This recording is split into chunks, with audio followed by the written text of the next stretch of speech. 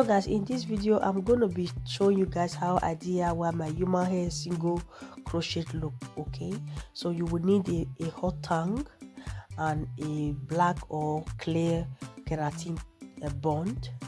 I got a black one, and you also need a human hair.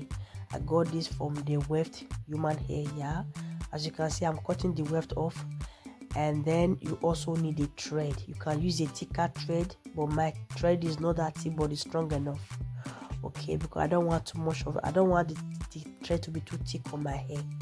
So the next thing I'm going to be doing, I'm going to be adding the keratin bond onto the hot tongue, and then I'm going to be using that hot tongue with the keratin bond to just slip through the extensions, just to keep the bond on the hair. And then I'm going to allow it to cool down for a few seconds, and then I'm going to be using my scissors to cut off those ends. We don't need those ends, okay? They are not even, so I'm going to be cutting off those ends with the scissors like so. And then I'm going to be cutting off some of the thread. You don't want it to be too long. Don't want the thread to be too long, okay? So but you can decide on how you want it. So I'm taking the size of the thread that I want, okay?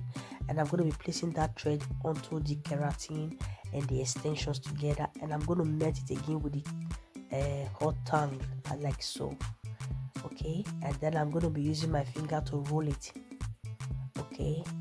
Just to roll it and keep it secure. You can do it as much as you can, okay? As long as it's secure is okay. Okay, and then I'm going to be cutting off the excess thread. You're going to be seeing I'm going to be cutting off the excess thread underneath that bond. You're going to be seeing it right now, and then I'm going to be cutting it off because I don't want anyone to be seeing thread on my hair. Okay, and this is how you create or you DIY your human hair crochet single loop.